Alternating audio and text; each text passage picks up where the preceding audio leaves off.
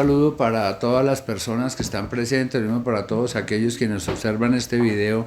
Un saludo muy especial. Soy Andrés Jaramillo, el director de Fundación Función Futuro y el fundador de los programas de Psicología Bioética y de Enfoque Integral. Hoy vamos a hablar algo que es muy importante, que son sobre los diferentes tipos de consumo. Muchas veces las personas tienden a satanizar las drogas, a divinizarlas, o a pensar de que toda persona que consume es adicto, o a su vez que por el hecho de consumir nunca se van a volver adictos. Por eso hay que romper una serie de mitos, una serie de tabúes y hablar con conocimiento científico, teórico, académico sobre los diferentes tipos de consumo, que es absolutamente necesario conocerlos y hacer distinción entre ellos. Básicamente, cuando hablamos de los tipos de consumo, debemos llegar a tres grupos fundamentales, que son el consumo responsable, el consumo abusivo de riesgo y el consumo patológico.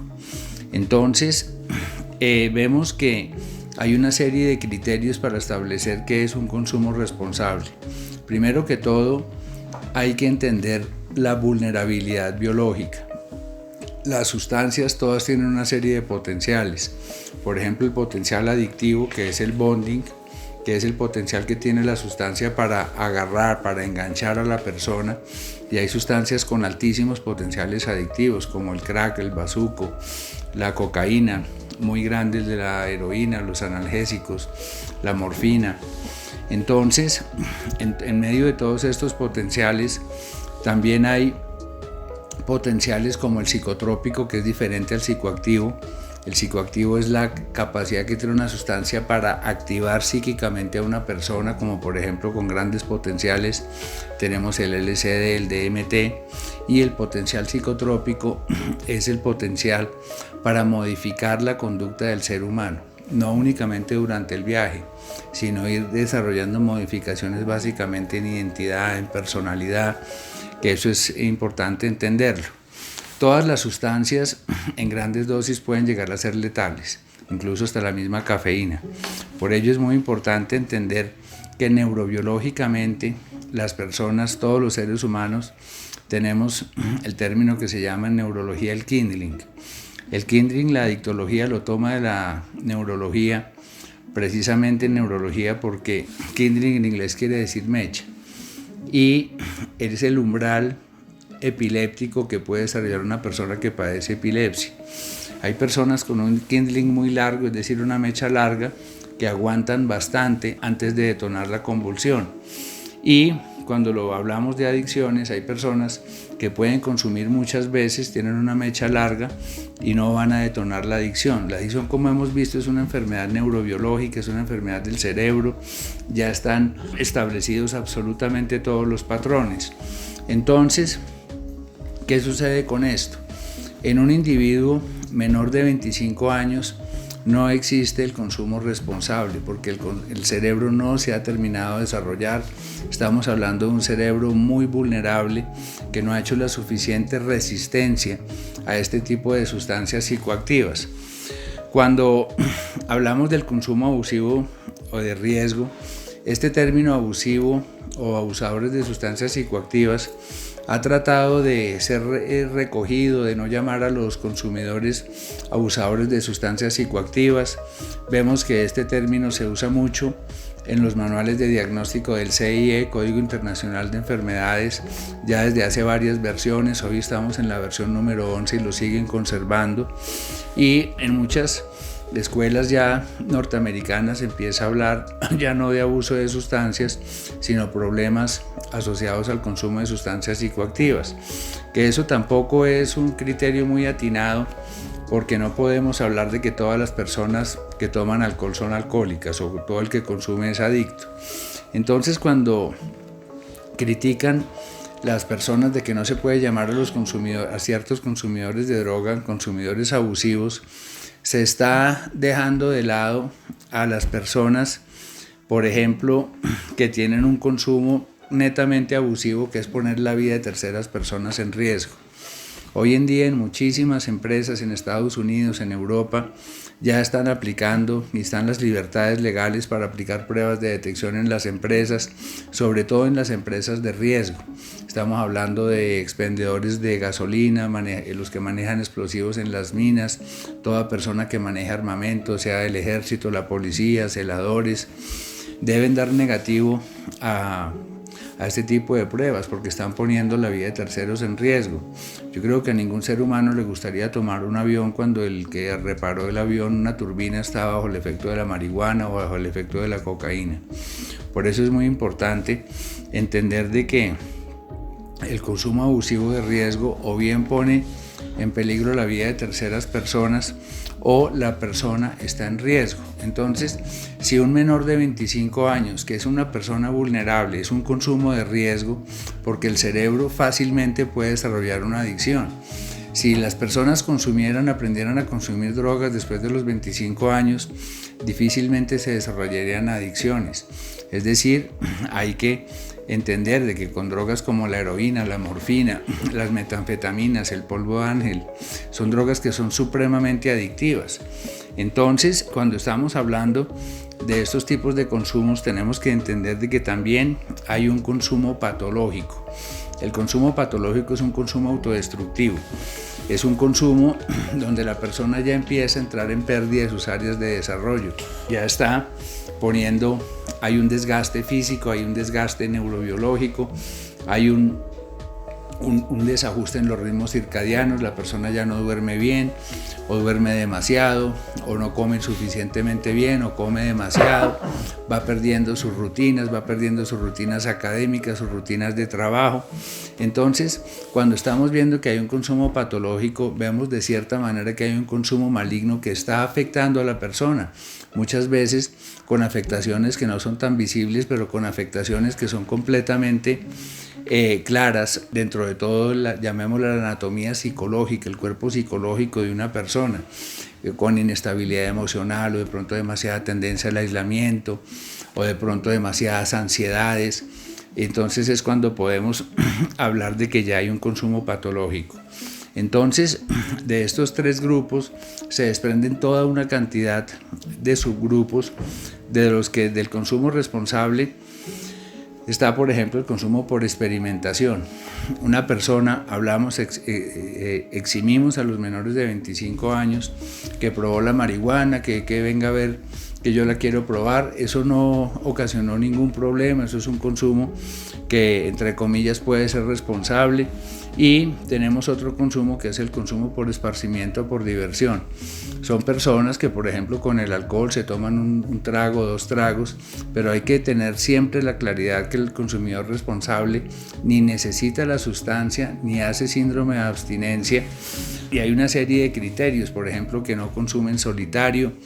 Y ya cuando es el consumo por diversión, es un consumo que no está afectando absolutamente a ningún área de desarrollo, ni gasta más de lo que debe en las drogas, ni consume en solitario, ni hay una afectación biológica, ni hay una afectación psicológica, ni hay una afectación familiar, porque es muy importante también pensar en la familia, no únicamente como algo completamente egoísta. El mismo Freud decía que las adicciones eran placeres perversos, irracionales y egoístas. Entonces, cuando estamos hablando de estos tipos de consumo por responsables, hay que hacer mucha distinción y saber lo que realmente son.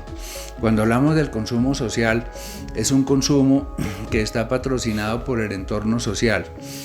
Ahí tenemos que liberar el consumo por presión social, porque el consumo por presión social ya entra en el consumo patológico y en el consumo de riesgo, cuando la persona no quiere consumir pero termina consumiendo. Entonces tenemos que tener muy claro lo que es el consumo social, que es un consumo que jamás atenta contra las áreas de desarrollo, no es un consumo autodestructivo. Y incluso dentro de estos tipos de consumo está el consumo habitual, que la persona de vez en cuando consume. Una cosa es un hábito, otra cosa es una dependencia, otra cosa es una adicción. Entonces tenemos otro tipo de consumo que no lo podemos meter dentro de las adicciones, que es el consumo ritual. Por ejemplo, un sacerdote que oficia misa 3, 4 veces al día, se toma 4 o 5 copas de vino, eso es un consumo ritual y no podemos hablar de que sea alcohólico, aun cuando no se eximen los casos de sacerdotes que se vuelven alcohólicos. Entonces, como vemos, todo consumo implica cierto riesgo. Y ya por último vemos el consumo por formulación. Es un consumo que fue debidamente formulado. En esto hay que tener muchísima atención porque hay muchos medicamentos que tienen potencial adictivo y potencial psicoactivo supremamente altos. Entonces, como veíamos en la charla sobre las clasificaciones de las sustancias psicoactivas, hay medicamentos como los ansiolíticos benzodiazepínicos que pertenecen a la categoría de los hipnóticos sedantes, están los analgésicos, que hay que tener muchísima cautela. Entonces, si la persona está consumiendo según la formulación, debe ser una formulación responsable. Por ejemplo, en analgésicos jamás y en ansiolíticos jamás se deben superar las 3 semanas, a lo máximo 4 o 5 semanas con el ansiolítico, porque son medicamentos de contención de crisis. Es decir, si hay una crisis de dolor, se pone el analgésico. Si hay una crisis de ansiedad, se usan los ansiolíticos benzodiazepínicos, pero no preservar esa fórmula. Y hay muchos especialistas que promueven esa fórmula y esa fórmula a lo largo del tiempo, donde se va a generar una adicción. Ya hay unos criterios de exclusión ya para poder formularlas en enfermos terminales, en personas ya de bastante edad, donde ya hay una crisis de ansiedad y lo único que es válido y que le va a mejorar la calidad de vida va a ser ese tipo de medicamento.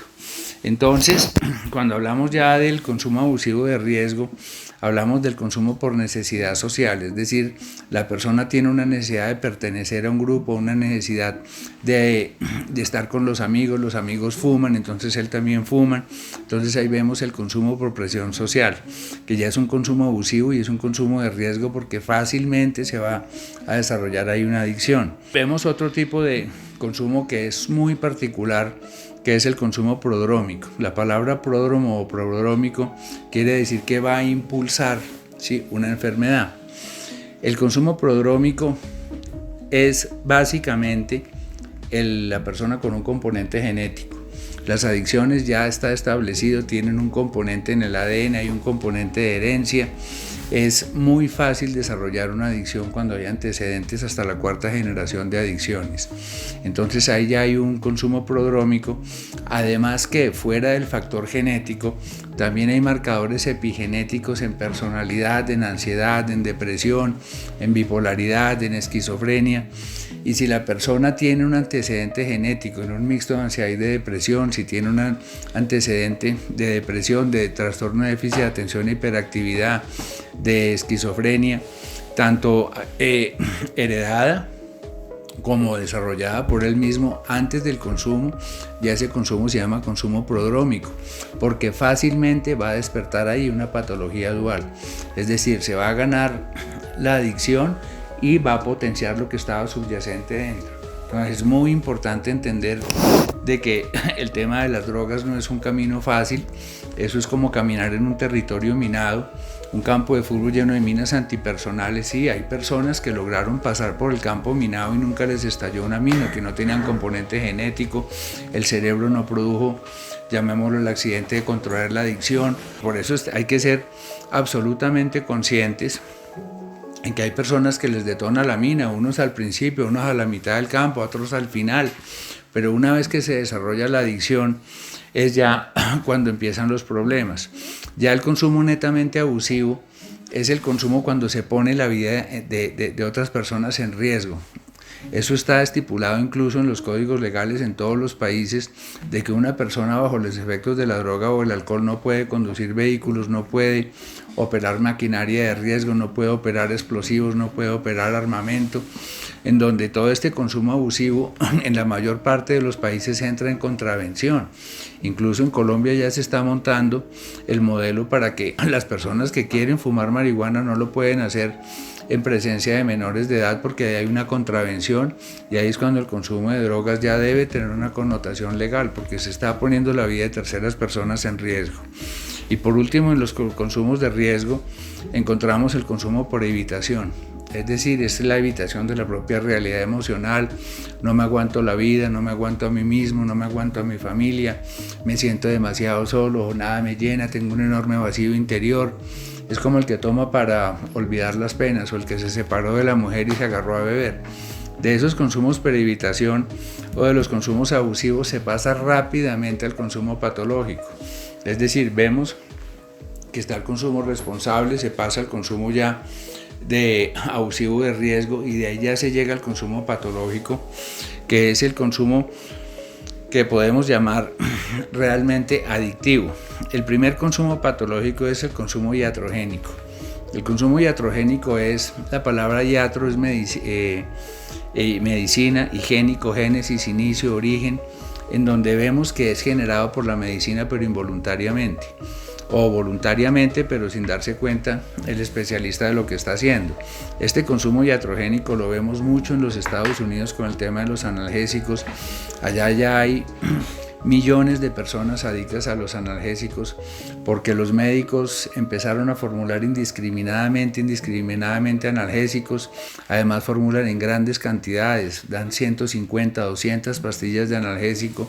La persona es irresponsable, pues se tomó las que tenía que tomar y bota el resto, pero hay personas que siguen o las dejan ahí y terminan en manos de los hijos.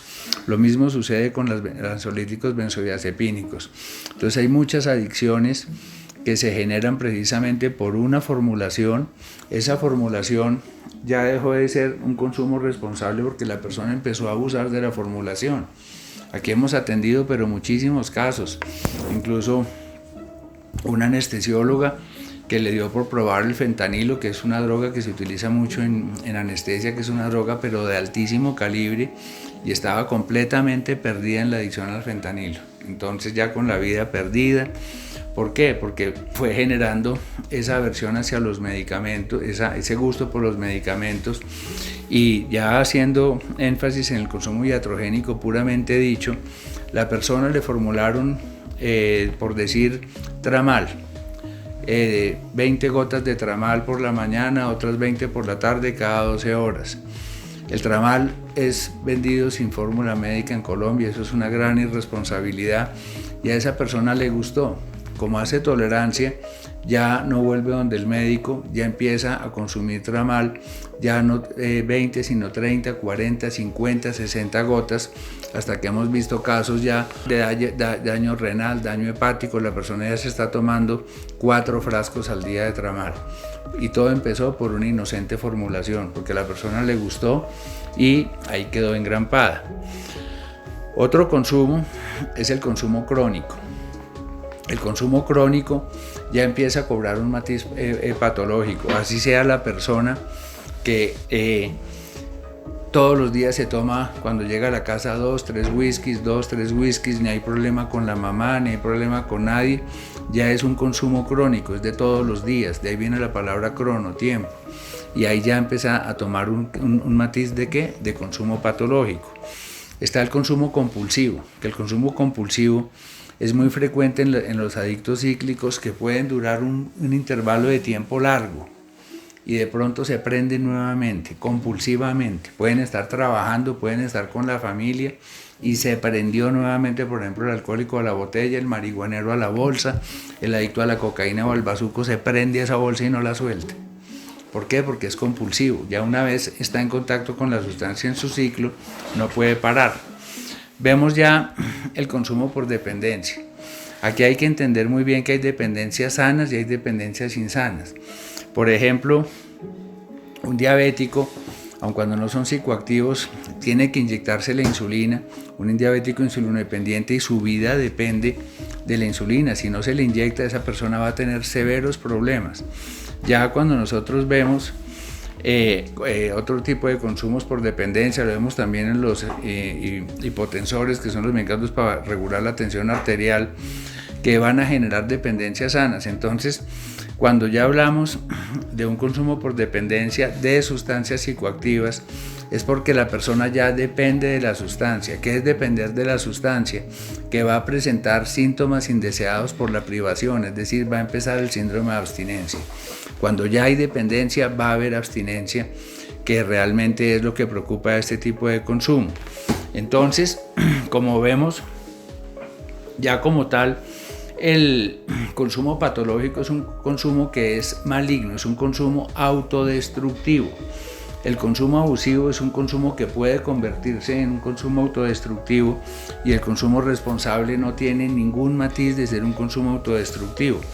Y vemos nosotros, por ejemplo, el consumo disociativo. Ya el consumo disociativo es que la persona, bajo el efecto de la sustancia, genera un split disociativo secundario de la sustancia psicoactiva. ¿Y qué quiere decir esto? El split es una partición, hay una fractura de la identidad, la persona se vuelve otra persona bajo el efecto del alcohol, de la droga, se vuelve otra persona. Incluso los amigos, la pareja, le dicen, uy, pero usted estaba como otra persona ayer.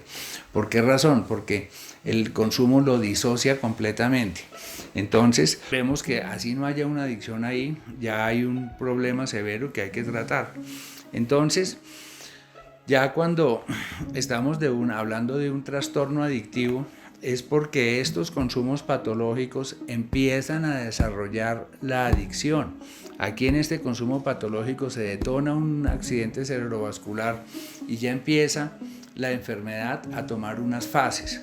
Cuando hablamos de consumo abusivo y de riesgo de consumo patológico, ahí ya estamos hablando de un estado prodrómico, un estado latente de la enfermedad, para ya iniciar una fase temprana de la enfermedad, que es cuando yo ya siento la necesidad del consumo, ya como que no puedo estar sin la sustancia, ya como que tengo que estar consumiendo, ya de ahí avanza ya la fase intermedia, donde ya tengo mis primeros episodios ya tenaces asociados al consumo, hasta cuando ya llega la fase. Ya después de la intermedia ya viene la crítica o crónica, donde ya definitivamente no puedo parar de consumir. Entonces, como ven, este tipo de consumos, si no son manejados responsablemente, van a desarrollar una enfermedad adictiva que hace curso en una serie de fases que ya son de marcado deterioro, de una marcada autodestrucción, donde empieza la vida a desboronarse, a diluirse completamente. Entonces hay que generar conciencia de estos tipos de consumo, no hacer negación, porque la negación es uno de los componentes de la enfermedad adictiva que ayudan a que la enfermedad avance. Entre más negación haya de la enfermedad adictiva, entre más apología haya de las sustancias psicoactivas, más fácilmente va a avanzar la enfermedad. Es decir, la negación no es mentirle a los demás, es el autoengaño, es no tener la capacidad de interiorizar, de hacer insight y darnos cuenta realmente qué es lo que poseemos, qué es lo que estamos desarrollando para poder obrar en consecuencia. Muchísimas gracias, les habló Andrés Jaramillo.